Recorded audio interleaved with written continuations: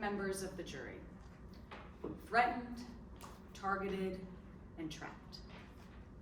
That's what Mr. Giacomo told you at the beginning of this trial, that this case is about self-defense and that Mr. Abajo was threatened, targeted, and trapped by Arturo Bonilla. And she had to get up here and tell you the words of the government's witness. Te voy a matar. I'm going to kill you. You're going to die, viejo. You're going to die, old man. You see, members of the jury, the government didn't mention those words to you, not once during their closing statement. We had to tell you during opening, and here we are again having to tell you during closing because they don't want to face the facts that Arturo Bonilla, he's a big problem for the government. Members of the jury, Mr. Abajo tried to tell you on the stand today the exact same way he tried to tell Officer Rosado exactly why he shot on December 10th, 2021. Because he didn't want to die. He didn't think he had a choice. He just wanted Arturo Bonilla to stop shooting. And you've heard a lot about the man that Mr. Abajo reasonably believed was shooting at him that day. You've heard that the man that the government brought to court today to try and prove their case, that he's violent, that he's aggressive, and that he takes pride in that reputation that he's built for himself in Las Palmas. But members of the jury, you don't just have to take Mr. Abajo's word for it because the government brought you a video today. They left it up during their entire closing argument, and we have to talk about that video.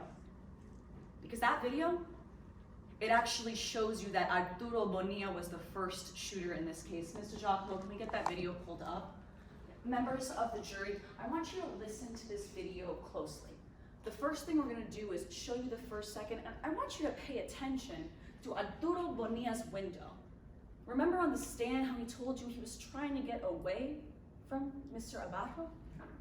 Members of the jury, then why do you see him drive by with his window open and him leaning out of the car? Mr. Giacomo, can we see it? That's the first thing. He's leaning out of the car. Members of the jury, that doesn't look like a person who is trying to get away from the man chasing him. No. That's an aggressive stance. Now, the next thing that you see is exactly what Mr. Abajo told you on the stand, that he heard a pop right before he fired his first shot. Let's take a look at where his first shot is. Mr. Giacomo, can you play it to the first shot? Right there. Members of the jury, we can agree. When you see light coming out of the barrel of that gun, that's because Mr. Abajo was firing it. When you see the slide move back on his gun, it's because he's firing. But can you play this for us, Mr. Giacomo, so we can hear that pop Mr. Abajo tried to tell us that he heard in that video and that he heard that day? Pop. That's the second thing. And the third, members of the jury, it's not just what you can hear, it's what you can see. We're gonna play this video in slow motion for you and you're gonna see. That passenger side window, it shatters before Mr. Abajo even fires his first shot. Mr. Giacomo, can we get it in slow motion and then all the way to the first shot so we can compare?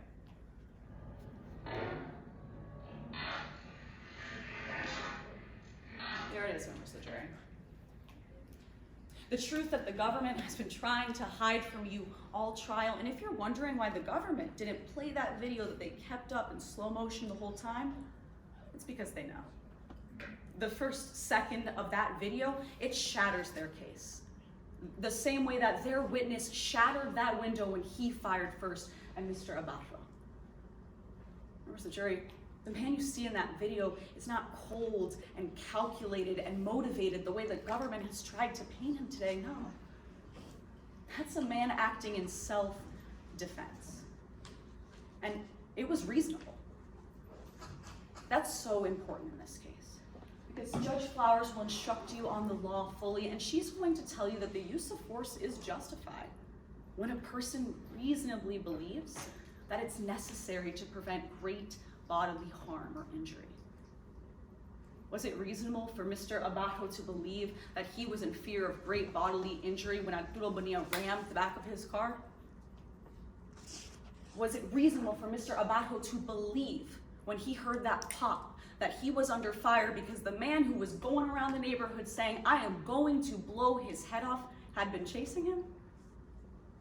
Was it reasonable for him to believe that he needed to take out that gun and fire when his passenger side window shattered? Of course it was. But members of the jury, you're also going to hear from Judge Flowers that as the defense, it wasn't our job to prove self-defense to you. It was the government's job to disprove self-defense. You see, that video, what you've heard about Arturo Bonilla, all these things are really big problems for the government because they have a heavy burden in this case.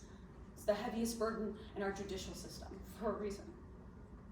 It's proof beyond and to the exclusion of every reasonable doubt.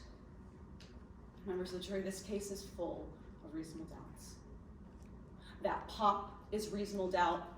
The fact that Officer Rosado got in the stand and told you, you know, we think he might have hit it. We don't really know where that gun is.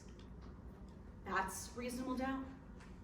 And the fact that you're gonna get an instruction when you go back to deliberate about this video, telling you that you are allowed to consider whether or not the fact that this whole video wasn't brought to you is because the portions the government didn't bring weren't favorable to their case. And members of the jury, you know that's exactly what happened here. Officer Rosado told you herself. She just copied the part she thought was important. But members of the jury, that's not the only thing Officer Rosado told you today. We have to talk about it because the government got up here and made a very big deal about Officer Rosado. In fact, they put up this map and they told you that what Mr. Abajo told you simply cannot be true because the map that Officer Rosado drew doesn't support it. Members of the jury, really? Officer Rosado got up here and drew this for you, and they're telling you that this proves that Mr. Abajo had his gun out before he says he did. Members of the jury, you know what would have proved that beyond a reasonable doubt? That video footage. You know what would have proved that beyond a reasonable doubt? If when Arturo Bonilla took the stand, he said the same thing. But Arturo Bonilla did not mention a gun sticking out of the driver's side of the window.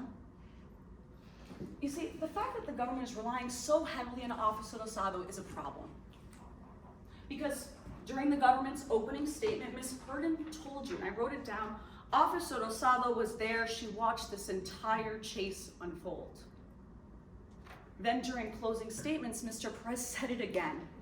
Detective Rosado was there. She saw the whole thing. Members of the jury, do you remember when my co-counsel, Mr. Giacomo, had the opportunity to question Officer Rosado? Officer Rosado did not see this whole chase. She had to admit to you that there was traffic that day. Her view was obstructed during some portions of this chase, and she, in no uncertain terms, did not see the whole thing. But that's not the only thing Officer Rosado did. You see, when Mr. Giacomo had the opportunity to question Officer Rosado, she asked her about what happened after the chase. And Officer Rosado had to admit. After she pulled Mr. Abajo over, she took a look at his license. She noticed he's from Las Palmas. And that's a problem. She assumed this was gang violence because she assumes, and I quote, generally everyone from Las Palmas is a criminal. Members of the jury, that is not justice. That is just wrong.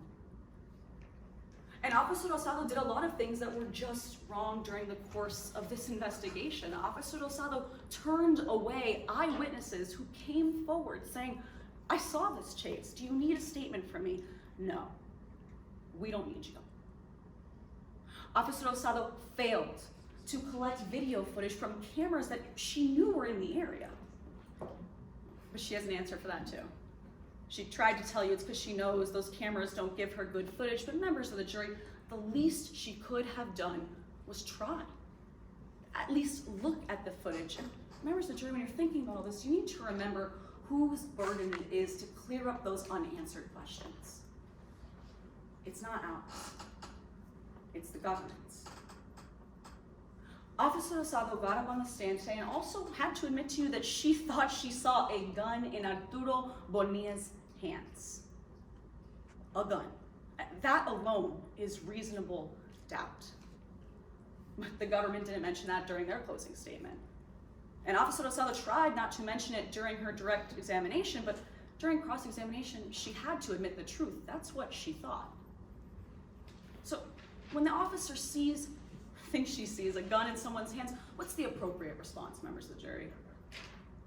To go search the car that is 500 feet away with a man completely unattended. To search the bushes in the area because she had to admit to you, it's not just that she thought she saw a gun, she actually thought he hid it. And it actually makes sense that Officer Rosado would think that Arturo Bonilla hid that gun. He was 500 feet away. He was getting up and walking around outside of the car to the point where Officer Rosado's partner had to scream, "Stop moving." Members of the jury, those shortcomings and those failures, those are burdens that the prosecution cannot meet. And members of the jury, while we're talking about Officer Rosado, we need to keep in mind that she failed to secure images that would have cleared up reasonable doubts in this case. Because if the government wanted to clear up those reasonable doubts, well, Officer Rosado had every opportunity. Officer Rosado could have taken photographs of the inside of Mr. Abajo's car to determine whether that bullet was coming out or going in. But since they failed to secure any of those images, you have a reasonable doubt. And members of the jury, does it make any sense that Mr. Abajo could have damaged the backside of his side mirror if he was the only person shooting and he was inside the vehicle? No, members of the jury. These are the sorts of reasonable doubts that make it so the government's case fails. See, Arturo Bonilla got up on the stand today and told you he was being chased. When you watch that video, and we agree with the government, you should watch it again and again and again when you go back to the delivery and make them answer. What is that pop? And more importantly, why wasn't it reasonable for Mr. Abajo to believe it was a gunshot? Because, members of the jury, in a moment I'm going to sit down. This is the last chance I have to speak to you, but the government gets one last chance, and that's okay. Because if they have not convinced you in the past 3 hours, nothing they say in the next 3 minutes will. Make them answer the tough questions. Why are these not reasonable doubts?